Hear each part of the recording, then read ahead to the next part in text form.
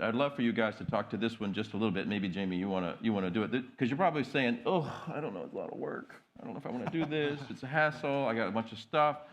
Should I even bother trying?" And that's a legit feel. I know how that feels. So I personally wasn't bought in at first, and so I was chomping at the bit to answer this question. So I was like mildly interested, but I had a big problem of I didn't like my observation platform that I had prior. So we just switch at TD. We say, okay, now we're doing observations, and then we take a group, and we took about 6 business units. We did a Q4 pilot, and we ran 2,000 conversations. Once we got our first analytics, like, sure, no brainer, is easy to sell, ready to move. But, I had the same thoughts. Nobody would do this, nobody would get engaged. But we found we did have an easier process. And so we're on this journey and we're improving constantly. But it has so much to do with you as the safety leader, pushing the pedal on what engagement you want to improve at your company. what about you personally, though?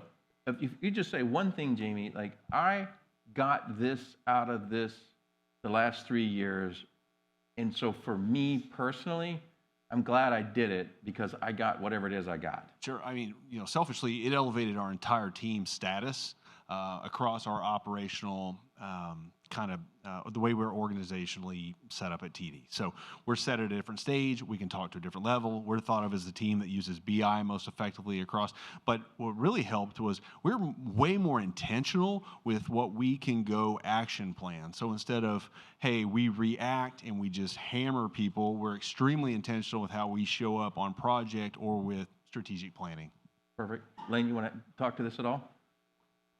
Why should they bother? Why would they, if they're going to, I feel like my defining moment was that $20 bill, and once you know something's not right, how can we sit by and not work on it?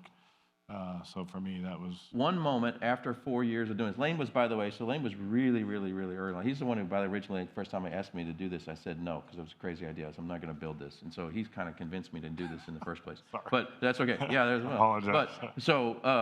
But one thing for you personally that says, hey, look, these guys should bother going through it, not just because it's broken. I mean, it's been broken for a long time, so why bother?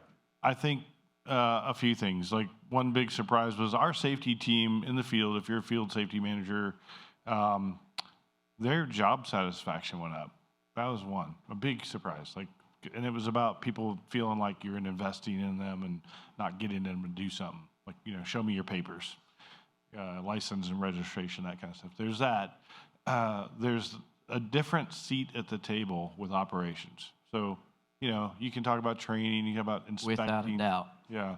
You can't, I firmly believe, and I used to love inspections, but you cannot inspect a project into being safe. You'll never catch it.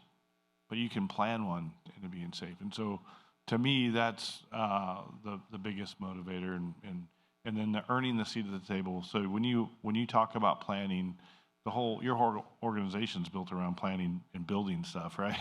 So it clicks with operations in a different way. You're starting to talk their language, and that has earned a different spot. Dan was going to say. And I was just one quick thing is it helped our team focus on the things that truly reduce accidents and injuries. Pretty simple for us.